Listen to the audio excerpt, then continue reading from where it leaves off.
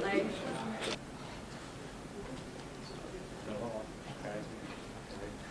start.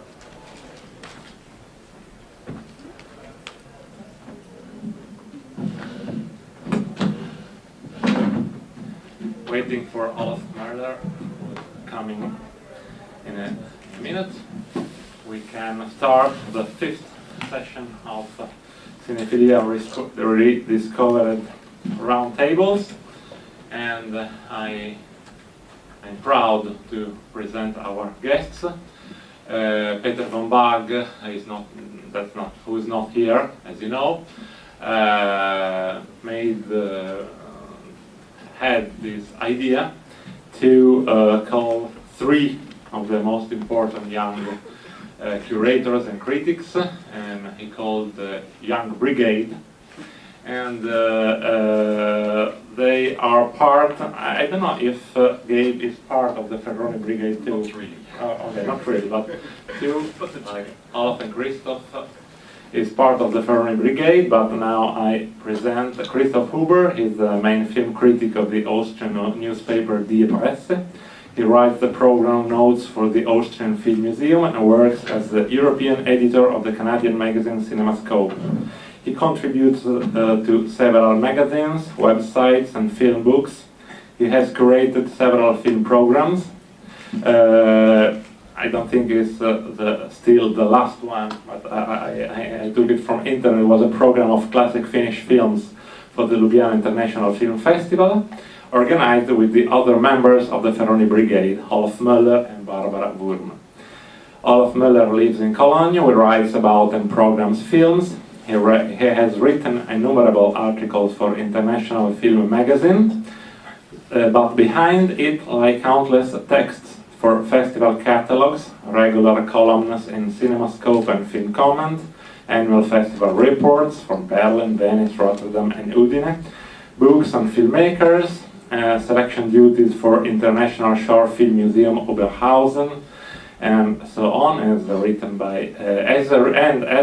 by Keynote. I quote, "Unprecedented knowledge of the blind spots of film history and contemporary cinephilia based on years on indefatigable investigation and championing of the unknown, unseen, ignored and forgotten directors and films." Wow. Gabe Klinger, a Chicago-based writer, but moving to New York, as I know him today. Programmer and teacher, was born in São Paulo, Brazil, a critic and journalist. He has written for over 20 journals, including the Film Hunt in Holland, Ekran in Slovenia, IndieWire, Letras de Cine in Spain, and Undercurrent. He is adjunct professor in the film and video department at Columbia College. And was. Okay. He has lectured on film at the Alliance Française in Chicago, Harvard University, Museum of Contemporary Art in Chicago, and Rob Christopher called him something of an enfant terrible among film programmers and cinema thinkers. So, 3 important guests, as you see. Let's start, like every day, with a simple question. What is the present and the future for cinephilia, in particular in the digital era? $1 million question. Who wants to start? Well, I think my fellow panelists and I agree that DCP stands for something like Doomsday Cinema Package. So that's kind of how we feel about it. We're, I think, omnivorous cinephiles. We like to watch as much as possible and as ample a variety of things as possible, and to try to be knowledgeable about those things and to share our enthusiasm about those things. And more we're finding that the things that we like to watch are slowly becoming inaccessible, because at the current price tag there's no way that we're going to be able to see films, the films that we enjoy and are passionate about, in the very near future, because studios and the companies that run this, the digital institutions that are distributing films, and then there are other organizations, cultural organizations, that are also they figure into this very, very strongly, like the Cineteca here in Bologna, And we have, you know, we're very concerned. We're still the generation that grew up watching film on film, for the most part. We're very familiar with that experiences, and we don't want to see it go away anytime soon. So anyway, I think within that, there's a lot that we can discuss. But there's no way, you know, I mean, the way people are prognosticating it, that we're going to be able to enjoy such a wide variety of films as we do now on film and cinematheques around the world, the way things are going. It's going to be, you know, the canonical classics that a few people, you know, agree on. And those are the films that we're going to be able to see. And that's it. And I don't think we're very comfortable with that. So that's why this is kind of a doomsday scenario for us.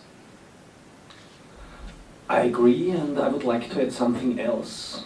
What I see coming through the digital age is also, let's say, a culture of substitution. It has become, let's say, easier to access more than you could before, but you cannot access it on film. You can access copies, you can access, let's say, digital copies somebody has made from DVDs, or copies that have been made from videotapes, stuff like that. And although you can access them, I do not think you can remotely appreciate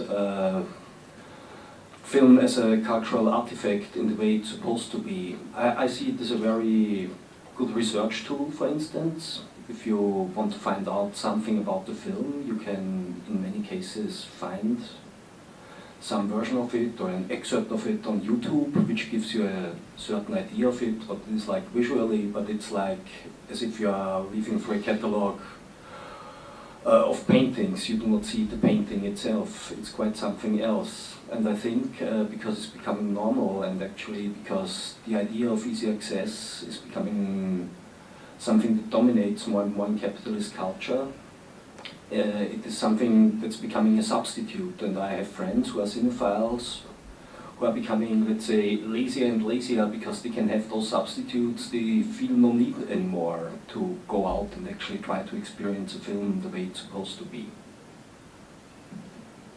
And we also might add that to a certain degree, you know, it's kind of a nice way of keeping things in shape, so to speak, with the net, DVD, etc. It's like, if you're interested in something obscure, oh, you know, as for DVD, you know, but why do we have to show it in a theater? It's very simple why we have to show it in a theater in as perfect a form as possible, because this is the battleground. Things are decided here, not on the internet or anywhere. Film history belongs to the theater. Everything else is kind of discursive, which might have its advantages and disadvantages, but it's not what it's about. Film history is what we have here, and we have to look at every object that we find of importance here. It's not good enough that we can say, yeah, you know, I saw it on the net and it looks really interesting, you know. No, for one thing, it looks like shit on the net. For another thing, you have to see it here. It has to be at the same space as the canonical films. I mean, either we close down cinema for good and watch Metropolis in its umpteenth restoration, or, I mean, by now it's actually more like, I mean, what I heard about recent works on the film, it's more like, I mean, it's by now actually cosmetics plus a boob job. I mean, either Metropolis is gone from here, which I wouldn't mind, and the rest as well, and we all sit at home and watch our DVDs, or we watch everything here. But we do not want to have a two-class society. I mean, we already have it, so we actually have to deal with how we get away from it. And what about the digital restoration? If, like yesterday, we can see Roberto Rossellini's Voyage in Italy. Actually, I saw, hey, you know what? I saw Voyage in Italy 2 weeks ago in Helsinki on a 35mm print with Peter von Bach, and that was our silent comment on the screening yesterday evening. What do you think about DCP digital versions of restoring I've movies. I've restorated never movies. I've never or rarely seen a DCP that came close to the experience of seeing a print. I mean, I think the audience is going to find all of us fairly radical on the subject tonight. But this is You're all right. okay. Well, all right. Well, okay. Small part of the audience thinks we're right, but let's be clear about something. This is a position. No. Yeah. And the reason that we have to take this position is because we think we are in a drastic and dangerous situation. We're heading towards that right now, and we don't know what we're heading towards. That's even more fearsome. About the DCP experience, about the actual experience of DCP, we have a century of movie-going that's a part of the development of cultures and people for, that long, for a century. And we seem to be throwing all of that away overnight. I mean, I don't get it. I watch a DCP and it just doesn't register the same way in my brain as seeing a film print. And there are a lot of particulars about that. And we can get into them, but I don't know if we have a lot of time. I think those things are being discussed, certainly. One of the most important things for me that I can say about seeing a film on film is that I'm engaged with the history of that film, the way that it's being seen. Grande Illusion, for example. I'll be seeing, the film in a print, the way that the audience has been seeing and enjoying that film for, a better part of the last 70 years or so. Christoph, maybe you want to launch off from that. Yes, maybe to refer to another digital film that's running here right now, actually, so you're not watching it. Bonjour Tristesse, the digital restoration. I talked about that with a friend of mine who lives in New York, and it was running there recently. And he said he would love to see it actually in a cinema, but since they are only showing the digital restoration in a really small cinema that is not much bigger than his screen at home, he really does not see the point in going out to have that experience.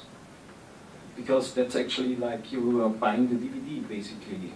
So in a way, it's also something that is killing the old form of the cinema experience. Of course, many cinemas are now switching to digital, or have already switched to digital in, let's say, commercial circumstances. In Austria, most of the multiplexes are already digital for quite a few years. So actually, the idea of what it means to see a film is something that is becoming lost on new generations, unless somebody speaks up, basically, and tries to show them the difference. I mean, there are several things mixed together here the whole time. One is the question of digital restoration, digital distribution, etc. in general.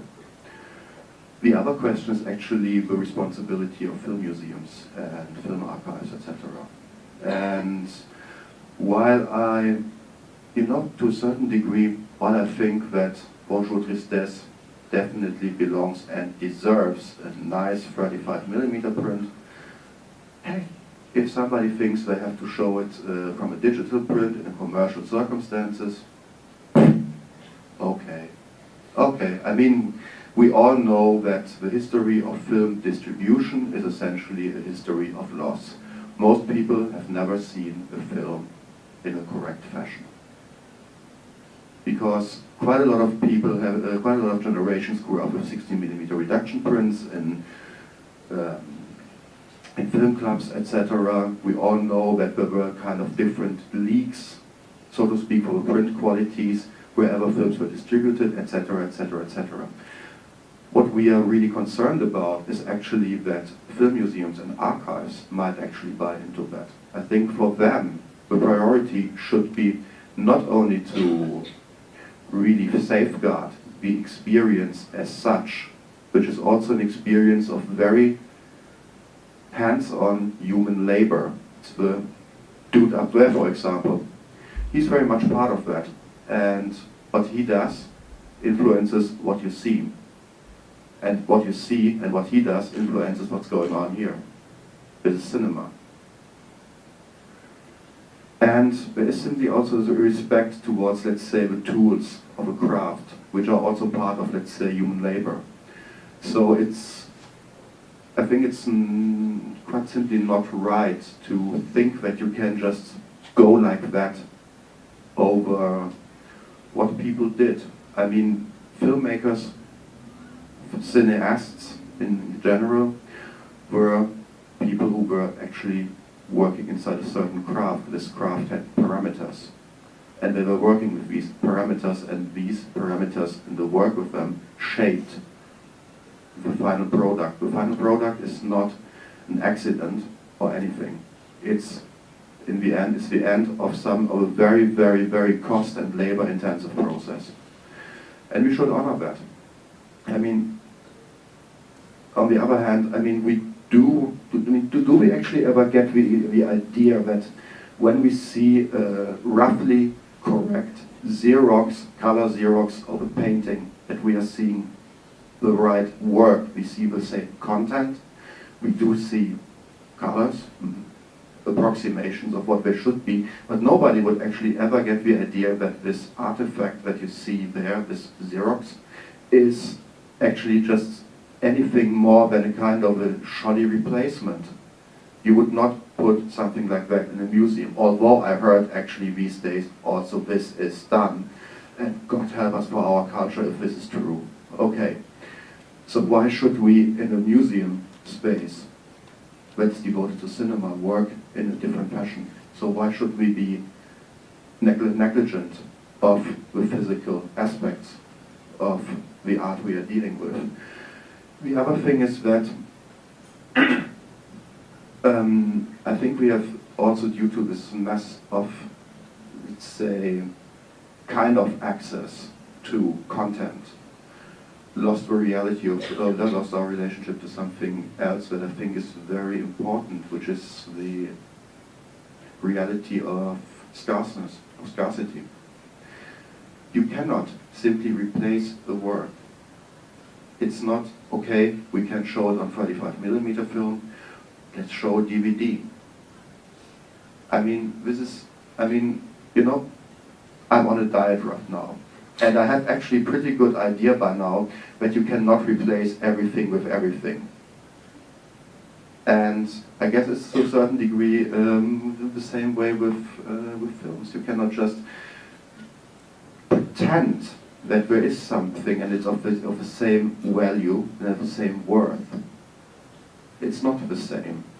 And I mean, if we want to basically get film culture down to what to a lot of people it is by now, meaning summaries of content, meaning summaries of synopsises, meaning synopsis culture, meaning some basic storylines, go for it. But if we actually understand that cinema is much, much more than just this, then we will have to also accept that it does have its physical parameters, and it does have its, I mean, there are limits. We cannot, I mean, we have to accept occasionally that we cannot show something. And if we cannot show it, then we have to either live with it, or we have to find the means, and maybe inside of us also the energy, and maybe sometimes the anger, to get this seed, to make these, to overcome the scarcity, to basically create something. I mean, in other words, I think we're basically transitioning from what one might call an era of, I mean, actually the transition's already happened, but you know, once upon a time there was something called heroic cinephilia, where Peter von Bog, the artistic director of this festival, would, I remember him telling me a story about, he was in Paris and suddenly he heard that there was a rare, I believe it was a Raoul Walsh film in fact, playing in London that very same day, and he rushed to the airport and he got on the plane just in time to get into London so he could go to the National Film Theatre and see that print of the Raoul Walsh film. And dare I say that that effort and that spirit of searching for something really, you know, it adds something to your appreciation of what film is rather than just kind of the lazy consumption of it. I rather like this idea that we're here in Bologna you know, nobody get us wrong. We love this place. We love this, the experience of being able to watch these films and to be able to talk about them. It's a privilege to be here. But at the same time, we feel like maybe there's something being lost. Oh, okay. Why? Well, you know, because the digital marketplace seems to be influencing museum exhibition and culture. I mean, it's the two things that Olaf kind of, you know, was attempting to differentiate here. You know, a museum cannot act the way a studio acts, because then, you know, we're really in the gutter. You know, who's to say that a DCP that's being made of a film now, like Bonjour Tristesse or Grand Illusion or Lawrence of Arabia, who's to say that that DCP will exist in 20 years? And who's to say somebody in 20 years is going to make the decision to throw away the original negative because they have no more space for it and there's a DCP of it, and then another 20 years goes by and then they discover that that DCP is no good, and then we're just stuck with, you know, whatever current film history has to offer. So I don't trust the studios. Historically, no one in this room should trust a studio in the hands of our culture, of our film culture. Actually, we shouldn't even trust our more or less quite a lot of other institutions. I mean, your doomsday scenario brings to mind, for example, the fact that the key work of Austrian proletarian cinema, a film called Frauenleid, Frauennot, I think, directed by actually two women labor activists, exists these days only on a VHS. That's all that's left. Why? Because the people who were entrusted with the 16mm materials, which I think were already not the original materials, basically threw them away when video came. So basically what we have of a really important document for our cultural development is really just a pale shadow. And we showed, what we did in fact, is show a deep disrespect towards what we see there to a certain degree. We did not consider it important enough to safeguard it properly. And actually the ones who threw the last film stock away were actually the Social Democrats, because they were actually, it was in their film library. Speaking of women, Roy, why are there actually no women on this panel? Not today, not only today, but actually, I mean, 8 days of panel, and not a single woman. Yesterday, Jonathan noticed that. Yeah, too. I'm sorry. Yeah, why? It's a great question. I don't know why. But you ask Peter. But you basically were part of putting it together, so why are there no women? Okay. I called some people I know, some friends, and I'm sorry. I think there is difficulty for all of us to find very. I try not to say something dangerous, but I want to say that tell me 6-7 names of famous female critics known, internationally known. Are you going to go find some, Olaf? Because he's going to bring them into the room. Oh, but I'm quite certain you've got a few names, including your own. No, I don't say nothing. Okay. I'll name the ones that I see in the audience. I'm not really saying that it's... no, but there are some. Sheila Schwartzman, who's a Brazilian film historian, is sitting in the second row. Of the cinephilia. The cinephilia system. Scholar, I said film scholar? No, yes. And Virginia Wright Wexman is sitting there as well, who's a very distinguished scholar, and Jackie Reynal, who's a very distinguished film scholar, and Mimi Brody. How many film museum female directors? In how many percent? I don't think. It's true. It is true. Yes, of course. Yeah. Yeah, but you will take over the world. Absolutely. I agree. Yeah, but you know. Like in the other things. Yeah, I agree. That's my position. Yeah. Yeah, but I mean, actually, that's what we are trying to also do and say. You know. Actually, if you want to change something, this change has to also be made very precise and very visible. So we might say we're in the beginning, but we could have also done all of this with good portion of women. But just wanted to point that out. And but if I think your position is quite radical. I think so. But how do you think about for example, teaching film history in universities? How can we do that without DVDs or without? Well, I'll say unfortunately that most of my classes I've taught in the period that I've been teaching, I've taught on DVD.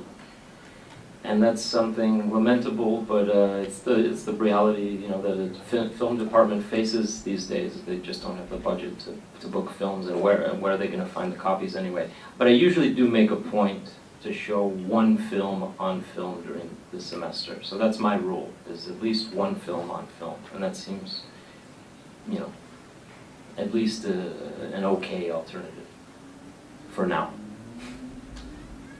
I do not teach, so I have nothing to say. Okay, no. I don't teach because I can't show films. No, because I was never asked.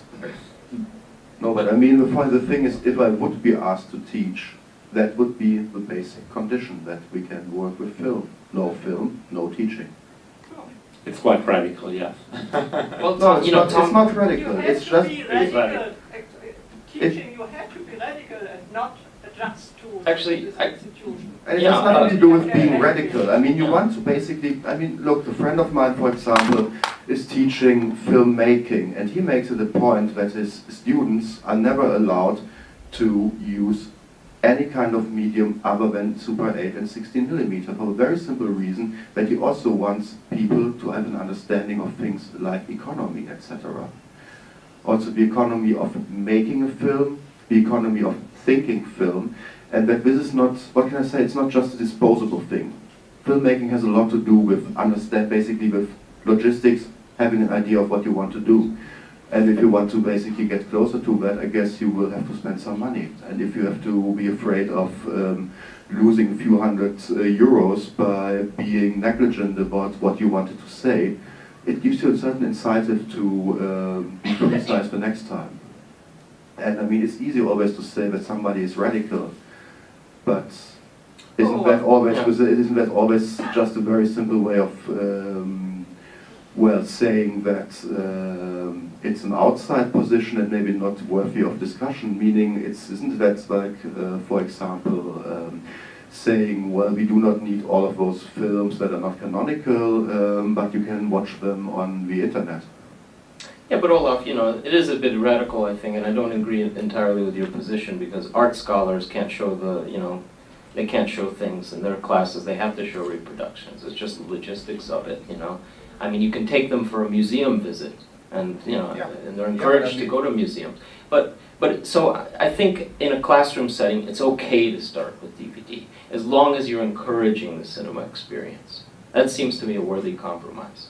Did you actually ever recently check the attendance of film students in film museums? Oh, of course, all the time. If I invite an entire class of 30 students to a screening, about 4 of them show up. That's a mine. lot. That's a lot. And I stay at the door and I count them all. I think that Actually, you could become a yakuza with that kind of attendance. Actually, a lazy yakuza. I think that is a very brilliant and provocative discussion. Someone wants to say something. Yeah.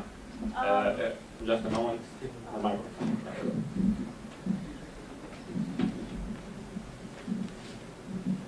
Do you think that it is made impossible for young people now to be like real cinephiles? Because you can't see, well, you're just able to see DCP now, and cinema itself is too expensive for young students. So do you think it's well, yeah, that it is impossible for young people? Well, I believe that. You're looking at 3 guys in the audience who come from, I think I can speak for our histories, we're not extraordinarily rich people, so To say the least. to say the least, I'm not a disadvantaged person economically, But I'm a person who's been able to see a lot of cinema, travel a lot of cinema, not without sacrifice, because I'm committed to the idea of seeing film. And without getting into my personal economics of how I can afford it or access all these things. Let's say I started writing about movies so that I could have access so I could see films. Like at film festivals to get a press badge and things like that.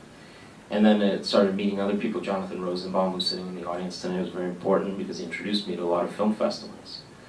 And that's really where you start to discover things. You start making, I don't know, you sell things and you steal your parents' credit card. And I think the economics of it is not always important. But yes, the cinephile culture might be lost because maybe we're not doing enough about it to actually sensitize people about the differences between DCP and film. That's where the real question lies. Yeah, I also would not say it's impossible, but it will become more and more difficult, basically, because film itself will be more and more at the remove if things continue as they do now. I mean, many institutions, film museums, already do no longer give out prints or actually do not show many things on prints, although I would think it's their duty. By name itself, the film museum is something that should exhibit film, basically. What is actually a real cinephile, in your opinion? Well, No, I mean, this is a very serious question on my part. I really don't know what a real cinephile is, so I'm trying to discover it while I'm here at the festival, and I've just heard of classical cinephilia. Chiedono un microfono. Yeah, certo. For the translation. Thank you. Yeah, and well, I've heard so many opinions, and I still don't know what it is. So I'm here, and another question is, what does the festival do to kind of well, raise the, well, it's a bad word for it, but raise young people to be more conscious about old films. What does the festival do? And I don't really see much now, but well, that's just my opinion. I think that there could be done so much more. I don't know how, well, I haven't discovered it for myself, but yeah, there could be done much more for young people to get well, to have kind of a consciousness that there is something else. I think many people doesn't know that. Absolutely. Question is, what do we do? Olaf? Well, the thing is, this whole cinephilia discussion, you know what? I mean, people always refer to me as a cinephile, and actually once in writing I said I'm not. And I'm often confused by that. To explain my personal position, I always had the impression that I'm in a learning process about an art to which in the end I committed. It's not, let's say, the first love of my life, it would have been actually literature, but in the end I felt secure and safe with cinema. So, and I really just want to understand this art, and I want to get a very real sense of it. And so for that reason I'm watching and watching and watching, and I'm trying to find out about it, etc. Okay, this is my job. So what I'm essentially doing is actually I'm just working. I'm doing my work. But in a way I think that it is appropriate. I mean, I take my work seriously, and I want it to be done in as good a fashion as possible, and with as much. I mean, I have actually the privilege of doing something that my dad, for example, couldn't do. My dad is a laborer, so, and he spent his life doing something that he probably would have preferred not to do. I can actually spend my life with doing something I actually like to do. And I think to a certain degree that also gives me a certain kind of responsibility to be really good at what I do. And where does this lead? To a very simple thing, that is the fact that cinephilia has a kind of something very romantic notion. That for me this is nothing romantic. I just try to do my job. So yeah.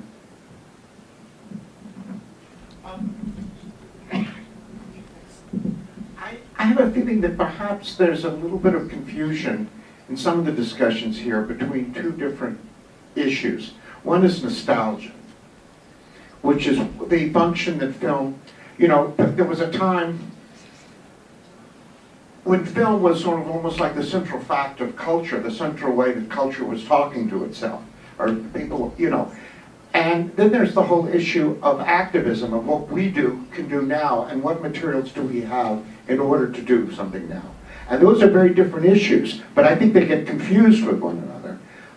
It seems to me that an awful lot of what's going, if we take the idea that what's going to happen to film culture is what they do, what the industry does, then it's hopeless. But it seems to me that there's a lot we can do, which we don't do.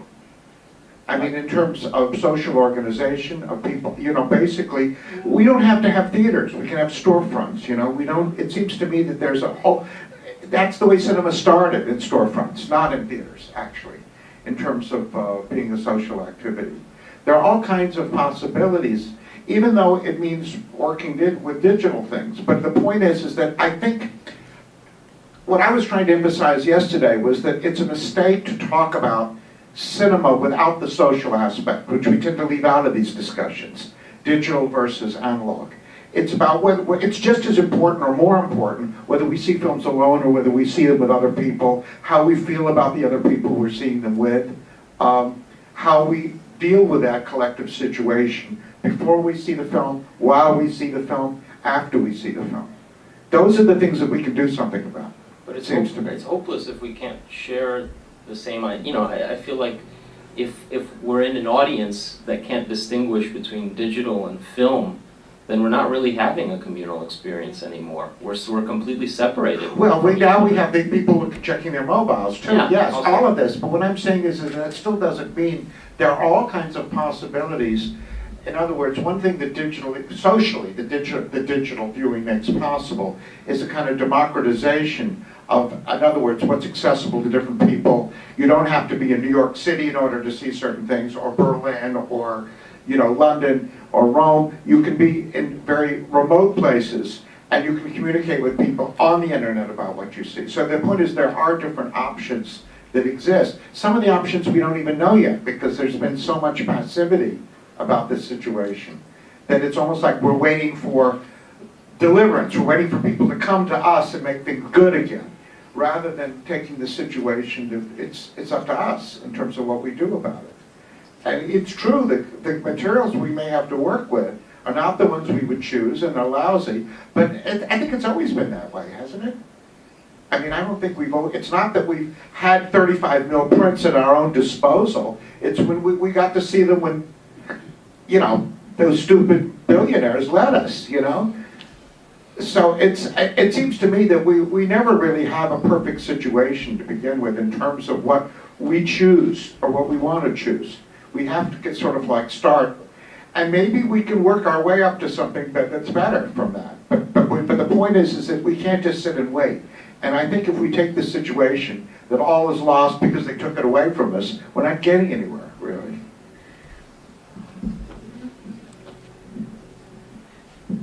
Well, I was actually already talking about that when I said that the situation for, let's say, film museums is a, let's say, separate set of questions to a certain degree.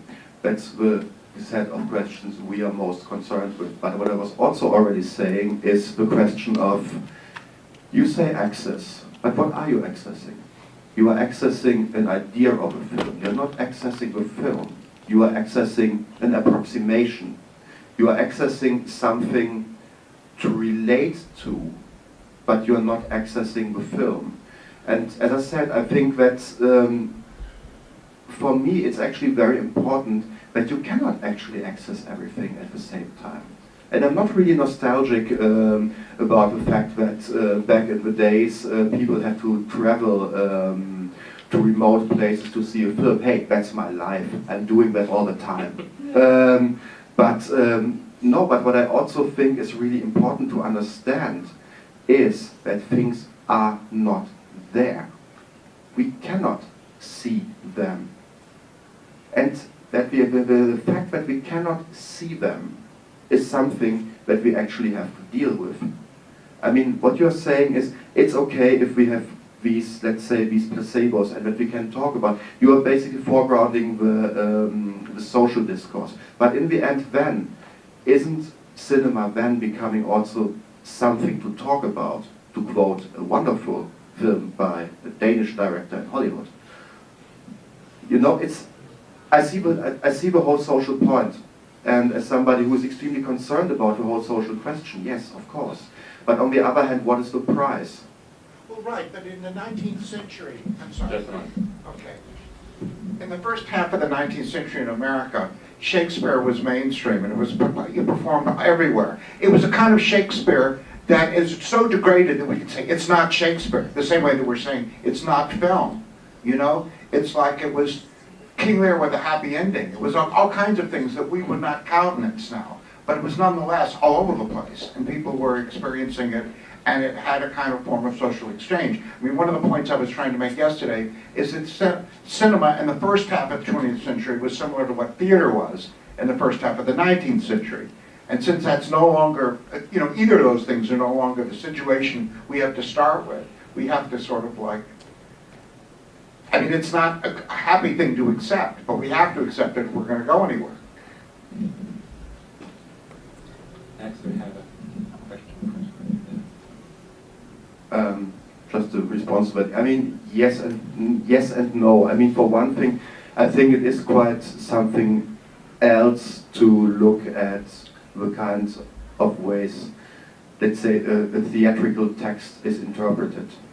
I mean, a theatrical text was never something sacred. It was there to be interpreted, and maybe even interpreted in rather weird fashions. Actually, the wonderful film by Ivan Piliyev that you can see on the last day, The Idiot, was a film a lot of people rejected at the time because it was, it's, let's say, Dostoevsky. I do have never seen it written. But be that as it may, that the film is actually a fixed object and the theatrical text is a text that is actually there to be interpreted. The other thing is that, and I mean, there we are coming to a real point of no return, or actually something, let's say something where we can also say, okay, we can basically now cut the discussion. There's a fundamental difference, of course, between cinema then, let's say, till the 60s and now. Something very simple. People went to the cinema to learn about the world. This was really the place where people learned something about the world, because they also saw newsreels and stuff like that. And I think you can see in the films made till the 60s that there is actually the awareness of cinema being this space where you actually really learn about the world. Cinema is not the place where we learn anything about the world, and I'm afraid the films since then quite radically show that, with a few nice exceptions. But so what do we do? I mean, obviously this space, I mean, there's something, let's say, there's an obvious difference between the objects we are dealing with, meaning the films, that are talking to a place that was, or did talk at that time, to a place where people went to learn about the world, in a world where people do not go to a cinema to learn about the world, at least not in the same fashion. So, what do we do with that? Question? Sì, c'è una domanda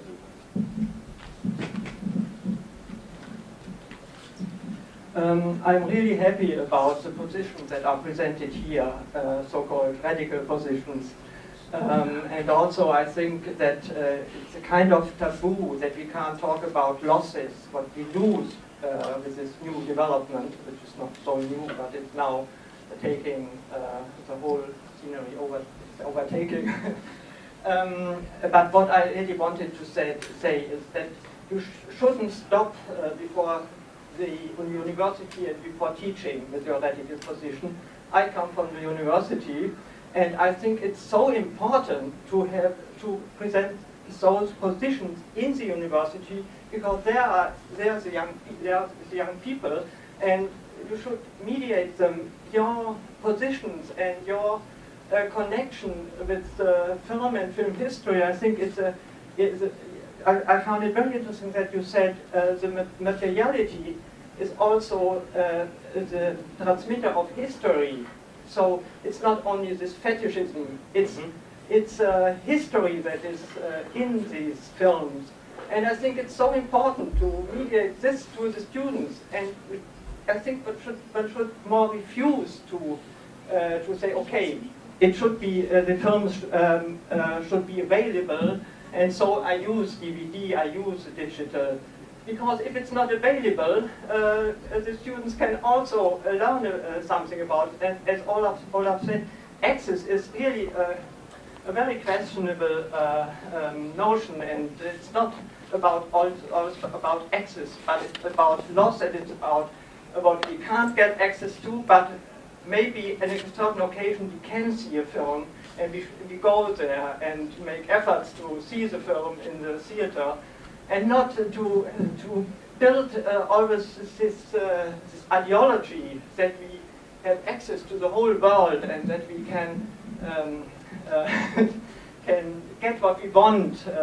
That's not true, and it's important, the resistance of things that we can't get a hold of, and we want to experience them. So you make experiences and not only have access. So, but a really important point, or important, I don't know, but it's important for me to say that in the academic world and in these film studies, media studies it's now, and film studies is not really present anymore, that you should not give in to the new technology, but you should insist to mediate to the students, to teach them what was the history of film, and this is bound to materiality. Absolutely, yeah. As you said, thank you. History can be transmitted through materiality and the apparatus and all of that, and the flicker and film scratches. As we all know, film prints carry a history with them too. They come with stamps of where they've been. And we're losing all of that. People don't even know what celluloid film looks like anymore. They've never touched it, they've never seen it, they've never put it through a light to see what images look like on the film strip. So absolutely, and we forget too that that's a tangible thing, that you can see that, you can see where it comes from. Who understands the way a DCP works? Does anybody in this, well, I'm sure a couple of people in this room do. I'm talking to the wrong audience. But you know, it's very easy to understand film. It's a history, it's a tried and true format. And as Olaf said earlier, we need to honor that. We need to honor the 120-year history or so of 35mm film. What about nitrate, though? We don't have nitrate anymore. We have safety film, but you know, we have a lot less people burning up in movie theaters. I guess. I mean, you know. No, you know, but we still do have nitrate, and that's a responsibility of film museums as well. Is that the film museums who still do have nitrate to be able to, in the right conditions, exhibit that. Yeah. So. Some other questions? Okay. Yeah. Until 2 years ago, I used to say. Everything that has been shot on film has to be shown on film in a theater, and not in a storefront, but in a theater, because it's a place especially built, a movie theater, especially built to give the utmost impression of what film is, because it's a reproduction of your senses, your ears and your eyes, in a way. But in the last 2 years, I had to find out that this is not always true in regard to DCP or 35 or 16mm prints. To quote just, or to name just one example, the DCP of the restoration of David Lean's The Bridge on the River Kwai, that has been done about 2 years ago, is superior to any 35mm. I reluctantly had to agree that it's superior to any 35mm print I've ever seen. And it looks just like Geoffrey Unsworth and David Lean probably would have liked to have it in '57. So what I want to say is it depends on the individual case of what to show and what not, and so there may be exceptions to it. You simply okay. The second problem is, of course, that the film prints you get today of old films are getting worse and worse and worse. Nearly all 35mm prints made in the last 10 years of scope films from the 50s look awful, blurry, the colors are not right, because slowly the know-how how to make a proper film print is fading and going, and will probably be gone by 10 years from now. So this is another problem we have to deal with. Oh yeah, I should say something about the DCPs. You said what happens to them in 20 years. I can tell you what happens to them 1 year after the commercial companies release them. The Disney company, for example, are wiping out the hard drives after half a year after the start of a new film, because they reuse the hard drive for a new one. I mean, a thing like that costs about 100 or 150 euros. They want to save this money, so probably repertoire cinemas 5 years from now won't be able to show any new films having been released on DCP alone. Two things. Was quite interesting the way you phrased the remarks with regards to the Bridge on the River Kwai, because you were assuming that the film never had the quality its makers were striving for. Is that correct to a certain degree? No, it did have it in late 50s. Yes, okay. But because this was also something we were also talking about, that with DCP we are often suddenly faced with films or with versions of films or reproductions, I might say, of films that are actually like, how should I put it? I mean, better than the original. And there's something very weird about the idea. I mean, it's also when people say the film has never looked as good. I mean, the film looked like something at the point of its conception. And I think that's quite simply a reality. The same way that, yes, the prints are getting worse, that's true. But I mean, that's also a dimension of, let's say, loss, or a dimension of a decrease of quality.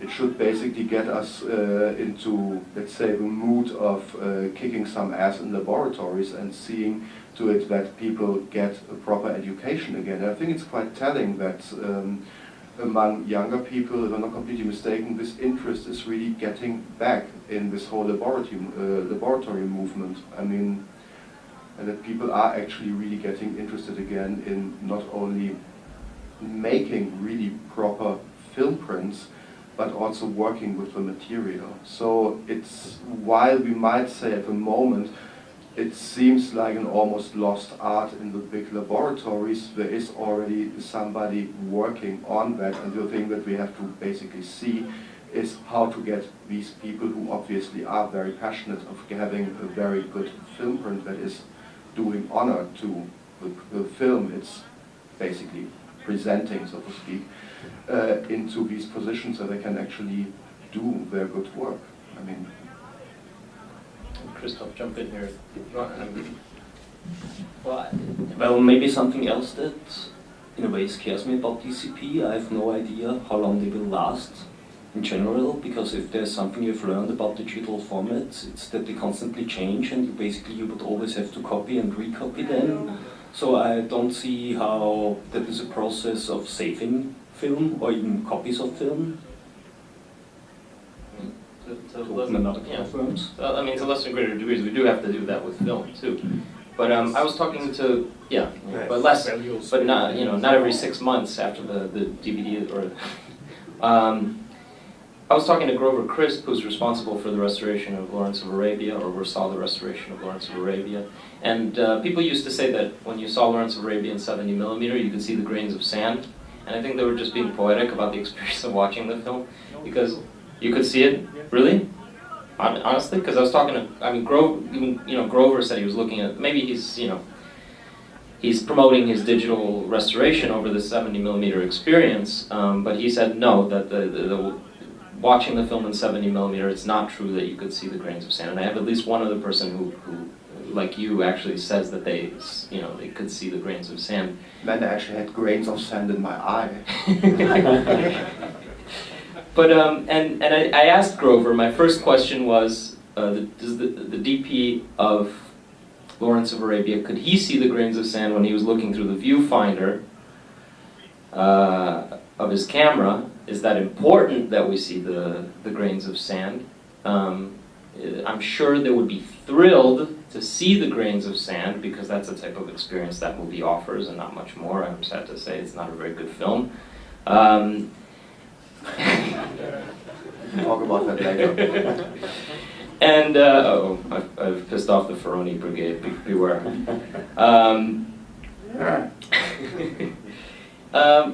But, for me, again, it's not important to really, again, if a DCP looks closer to the camera negative, and Grover also says that the DCP of Dr. Strangelove looks better than a 35mm film print. He says you can see more things in the DCP than you've ever seen in the 35mm film print, because it's closer to the original camera negative, which they worked from. Or maybe, I don't know, I think maybe in Strangelove's case the original negative's no longer around. I could be wrong. But I don't want that. I don't know if I want that much detail, because then it becomes a sport and not the appreciation of art, simply put. When we have seen so much detail. Yeah, I'm not. It's not Where's Waldo. It's a film. It's an art. Okay, I'm sorry, but we have to stop because it's 8:05 and we have to stop. But we can keep talking offline if you want. Maybe a final thought from the Ferroni brigade about David Lean or other. I was told we have to close now. If I start thinking about David Lean while using my mouth. Take longer than Lawrence of Arabia. I mean, it will take longer than the whole oeuvre of the maestro. Okay, I want to thank Christoph, Olaf, and Gabe. Thank you very, very much. And I have an annunciation before to finish. Friday, as some of you know, David Bordwell is not coming, but I convinced Henry Jenkins, who is here as a simple spectator, to join us to discuss with Dave Kerr. So I hope that you can come Friday at 7 p.m. Thank you. Thank you, Roy. Thank you.